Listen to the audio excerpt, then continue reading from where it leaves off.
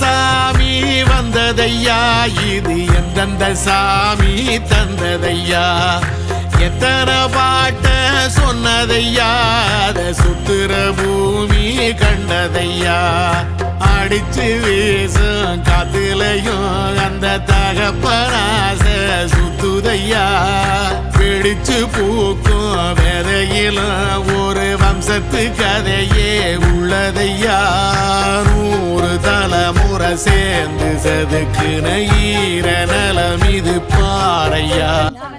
born and brought up எல்லாமே சென்னை தான். So கிராமம் அப்படின்ட்டு போயிருக்கேன். பட் அங்கே பம்ப் செட் தொழில் அந்த மாதிரி தான். இந்த மாதிரி சேத்துல இறங்கி அந்த நாற்று நட்டு அந்த டக் ஆஃப் வார் அதுவும் சேத்துல பண்ணுறது, இப்போ பம்ப் செட்டில் வந்துட்டு எல்லா ஃப்ரெண்ட்ஸோட சேர்ந்து கூட்டு போகிறது, அது இதெல்லாம் ரொம்ப எனக்கு புது எக்ஸ்பீரியன்ஸாக இருந்துச்சு.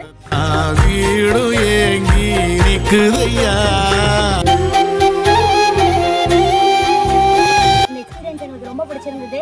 இது என்னோட நேட்டிவ் கிராமத்துக்கே போயிட்டு வந்த மாதிரி இருக்கு. இப்பெல்லாம் கிராமம் கூட கிராமமா இருக்கு, நிறைய சிட்டியா மாறிட்டு இருக்கு.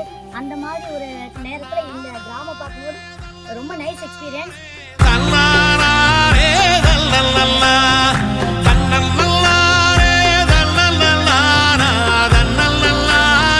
இது வந்து ஒரு சேஞ்ச் ஆஃப் லைஃப் ஸ்டைல்.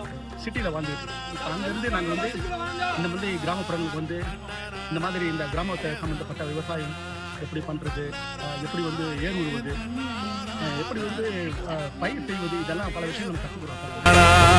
பூமி காத்து ஆகாசம் போல வாழும் பாசம் பல மாறும் காலெல்லாம் சந்தோஷம் 100 தலைமுறை சேர்ந்து செதுக்கு